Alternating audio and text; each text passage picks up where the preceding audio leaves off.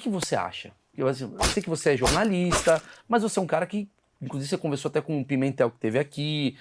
E é muito legal que o Pimentel, particularmente, eu gosto, até eu prove o contrário, mas eu gosto muito dele. Ele foi muito legal aqui. Um cara muito bacana, eu gosto muito dele também. Isso que é legal. E o que é legal, que eu aprendi no achismo, assim, o Pimentel, ele veio aqui, eu gostei muito dele. E aí o Pimentel fala bem do Freixo, que é uma coisa que ninguém imagina. Porque todo mundo fala assim, policial, do BOPE, os direitos humanos. Os direitos humanos é uma coisa assim que ninguém gosta. E aí você gosta do Pimentel, que é um cara que teoricamente é visto como fascista por uma porrada de outros jornalistas. E eu acho muito legal que existe uma coisa de, peraí gente, tá todo mundo... Tem uma galera aqui errada, mas tem uma galera que tá tentando resolver. E vamos dar um pouco de voz para quem tá vivendo isso daí. Você que viveu isso, vive bem isso, conversa com as pessoas, o que você me diria como uma breve solução? Eu sei que, porra, tu não é o dono da parada toda, mas o que você fala assim, Mal, o problema tá nisso. O problema melhoraria nisso daqui.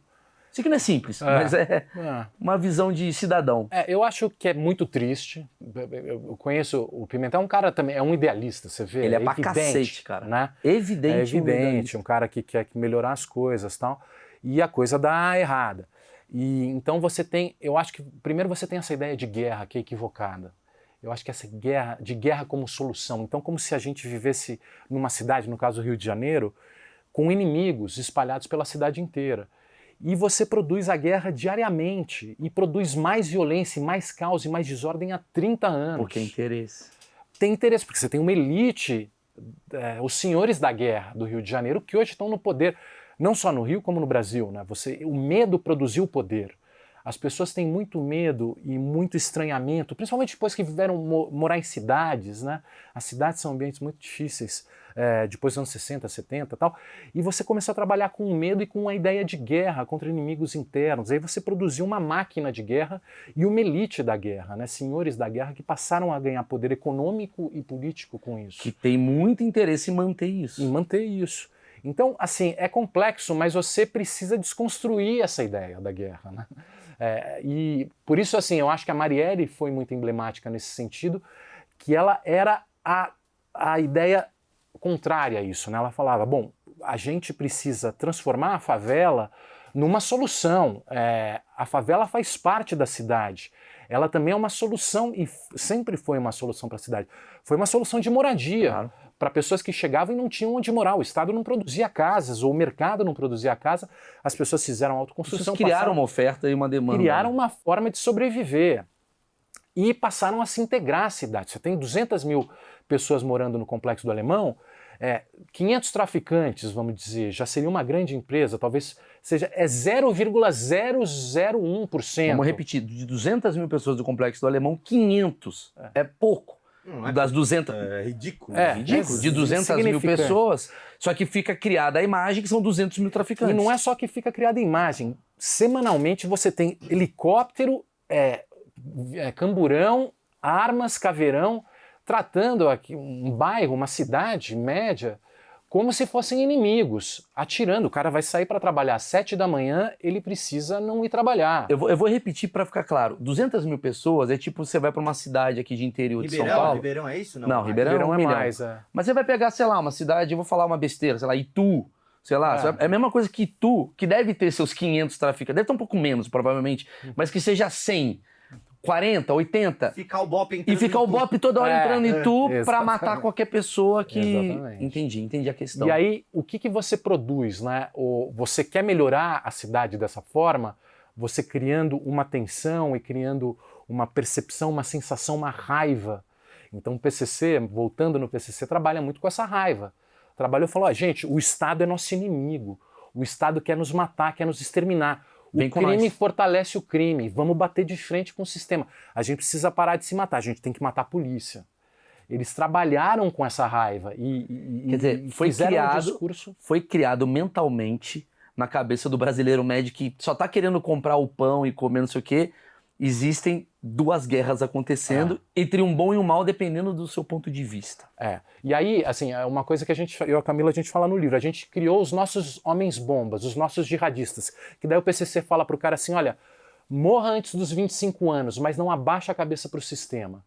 Que você morra jovem, mas pelo menos você morre como homem. Isso é um homem-bomba, um jihadista quase. No Brasil, que não existia. Caralho. Então a gente produz essa cultura, a gente está achando que é um remédio, mas é o veneno que está nos matando. Então como é que a gente mostra que é necessário terapias alternativas, porque esse remédio é o nosso veneno. Isso aumenta. E as pessoas pedem o dobro de dose, em vez de pedir outras terapias, né? Não dá um tempão e o nego quer põe mais, põe mais, porque agora vai É salvar. quase que o psiquiatra, né? 30 gramas, põe 60 gramas. E você não consegue achar. Mas eu outra. queria... Peraí, que ele tá falando aqui que eu acho que é legal o negócio do como criar essa solução.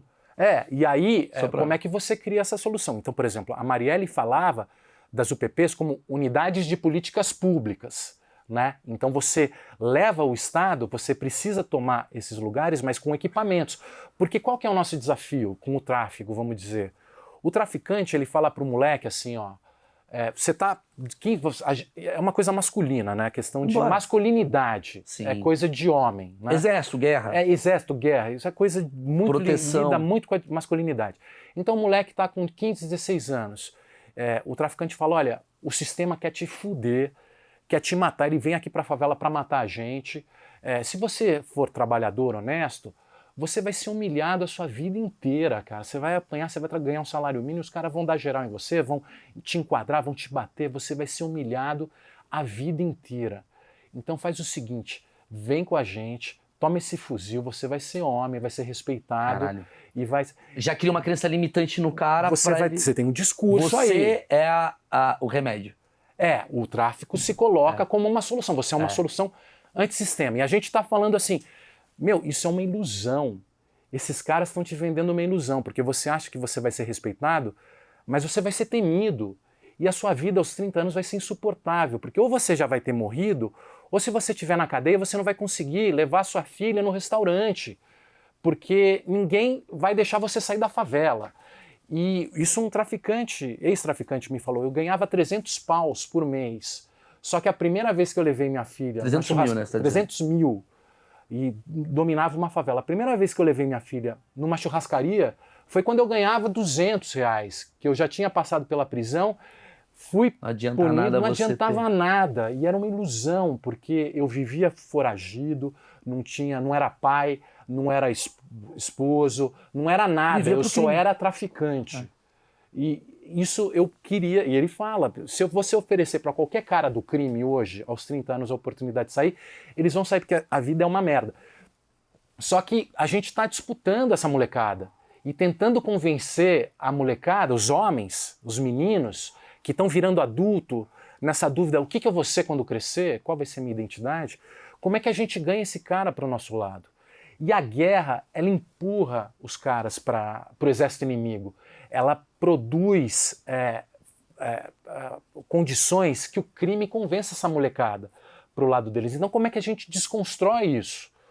Como é que a gente... Então, assim, não é à toa que é um discurso de uma mulher que está enxergando o absurdo desse tipo de equívoco, de uma visão de guerra que a gente vem produzindo, e só vem produzindo mais buraco. Então, como é que a gente desconstrói essa guerra? Como é que a gente declara paz na cidade? Como é que a gente faz um Estado que crie sonhos e não ódio? Ou que abra janelas e não empurre os caras para o tráfico? Não divida. Que una e não divida. Que é, assim, não à toa que o discurso da Marielle é sou porque nós somos, né? É Ubuntu, é uma coisa meio de comunidade, de você construir uma ideia coletiva de sociedade, que é um pouco utópico, é um pouco de ciências sociais, de galera, mas é um desafio real, entendeu? Mas eu não sei porquê, inclusive eu acho que, vamos lá, achismos, né? Faz parte do procedimento jogar isso para baixo, jogar pro ralo isso, porque quem tá no sistema não quer que isso prevaleça. Então vamos lá de homem, né? A gente vai destruir isso daqui... que a Marielle fez, a Marielle é esquerdista, a Marielle é igual aquela turma que todo mundo odeia, a Marielle é não sei o que lá. E tem gente que não faz nem ideia quem é a Marielle. Inclusive, porra, eu mesmo, durante o assassinato dela, eu não fazia ideia. Depois, isso também não. Depois que eu assumo minha ignorância. Depois eu fui ler e tal, eu falei, porra, ela tinha uma visão Inclusive, o próprio Pimentel fala muito bem da Marielle, né? Vamos deixar claro isso. Mas ela é do PSOL. Mas ajudou muito policial. E ele fala. Isso que eu acho bonito da parada, porque quem tá querendo ficar nas bolhas não tá querendo contribuir. Entendeu? O que eu tô querendo fazer, tipo, eu tenho minha bolha, você tem a sua. Mas quando a gente faz esse encontro, é tipo assim, cara, é bem intencionado. Quando o Pimentel, por mais que você discorde dele, ou por mais que você discorde da Marielle, mas estão ali conversando, isso é uma política pública. Isso é... Porra, você tem um lado errado, mas a minha vivência como policial, cara, é assim. Mas a minha vivência como vereador é assim. Isso é interessante. E eu acho que quando você nem sabe o que está acontecendo, mas você coloca na palavra assim, direitos humanos, é errado. Quando você coloca esquerdista, é errado. Quando você coloca pessoas da favela, é errado. Você está contribuindo para essa bolha desse lado, você não está querendo dialogar. Então, o esforço feito para destruir o que essa Marielle estava fazendo, eu acho que vem muito desse poder maior. Tô enganado? Não, eu acho que sim. E o que ela representa também, né? Porque não interessa você... não é interessante o que ela estava querendo trazer. Para essa... E assim, e é uma coisa, aí, pô, você vê, eu vou fazendo, eu na verdade, vou tentar compreender essas pessoas que são contra a Marielle. Sim. Que é o seguinte, parece muito mais fácil você resolver um problema de segurança matando o cara que te ameaça. Sim. Então, lidar com o medo é uma forma de você ganhar poder muito fácil. E não é à toa que hoje a gente tem representantes que ganharam poder com o medo. Então, eu que trabalho com a questão dos direitos humanos, ou a Marielle, ou tantas outras pessoas, a gente tem uma certa desvantagem que você tenta apelar para a racionalidade da pessoa. Demora mais tempo. Demora mais tempo, você tem que argumentar. E você tem que falar, gente, a guerra é o problema, a violência é o problema. E a violência parece uma solução imediata. É só eliminar o cara. Ele desaparece, assim. O que você está falando?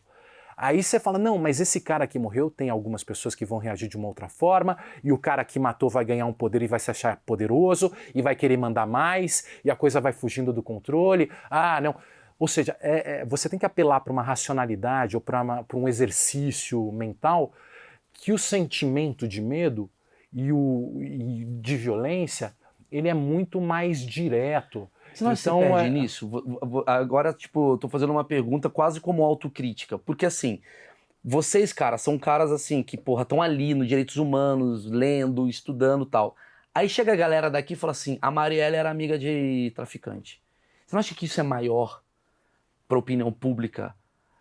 Tipo, como que você combate, né? Você com os fatos, você é um cara que investiga, você tem Você escreve livro e o cara escreve uma thumb. Exato, isso. Você escreve um livro e esse cara escreve uma thumb. Maravilhoso.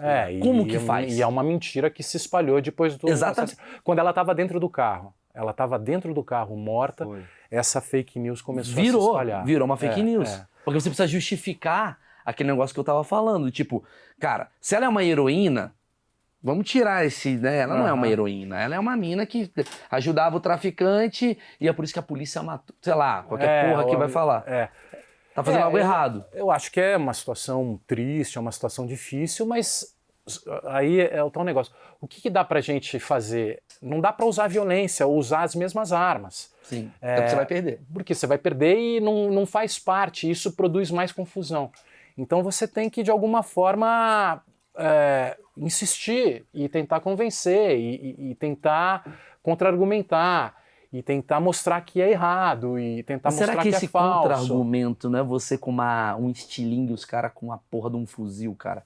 Porque eu acho que, no fundo, aí eu tô achistando aqui, no fundo, o brasileiro, ele quer que essa verdade que foi falada pra ele seja a verdade. Porque no fundo fica mais fácil. A eleição do Bolsonaro, para mim, é a maior prova disso, né? Então, assim, 2018, eu conheço a trajetória do Bolsonaro há muito tempo, sempre achei uma pessoa que no máximo ia num programa de humor, era ridicularizado, ninguém levava muito a sério. Nos programas de humor aí dos babaca aí, né? Bolsonaro, eu te amo, cara. Você fez isso, cara? Não, nunca fiz. Eu vou te falar o que beleza, fez. Beleza. Eu não tô. Mas não é nem não, isso. Mas eu faço questão de falar, eu vou te falar por quê. O que a gente faz é o que todo mundo tá fazendo hoje. Ridicularizar o Bolsonaro, a gente fazia há muito tempo. O problema é que tem gente que olha e fala assim, caralho, mas eu gosto dele. Vocês não Sim, contavam com essa galera, claro. tá ligado? Mas hoje continua, porque se a Folha tá lá falando, Bolsonaro foi lá e falou, quero enfiar a rola na cara da presidente da Argentina. E a galera fala, legal, a culpa é de quem? Do cara que tá dando a informação, ridicularizando, ou a da galera que fala, beleza. Não, total. E assim, eu lembro, eu vi um em 2014, depois na internet, que é do Pânico, eu esqueci o nome do cara, bem engraçado, um cara meio grosso, assim, ele faz uma entrevista do Pânico. Carioca? Ah, Não é o- acho é que o- foi um personagem do Stablish. É. Aquele brabo. Sim, Castiga. o Poderoso Castiga. Castiga. Mais ou menos. E dá uns esculachos no Bolsonaro, assim, e ele coloca no final 2 caras para se beijar na frente Sim. do Bolsonaro, e aí quando ele vai se despedir e o Bolsonaro lançando a candidatura dele para presidente no programa desse cara. E coloca 2 caras para se beijar, o Bolsonaro fica meio sem jeito e tal, e aí quando ele vai se despedir do Bolsonaro, ele passa a mão na bunda do Bolsonaro. Sim. Assim. Isso para dizer que isso era o Bolsonaro, ninguém levava a sério, ninguém achava que ia dar certo. E eu concordo com você, assim, para mim a questão, e o Bolsonaro, se tem algum mérito no Bolsonaro, é que ele nunca negou as coisas que ele acreditava. Ele é consistente. Né? Ele é consistente, ele falava, cara, e assim, o mais impressionante para mim é como 60 milhões de pessoas acharam que isso fazia sentido. E o que está acontecendo com o Brasil? Então, assim, é uma questão de entender a gente. Mas também tem uma culpa, aí sou eu, meu achismo. Aham. Tem uma culpa também desse outro lado que, assim,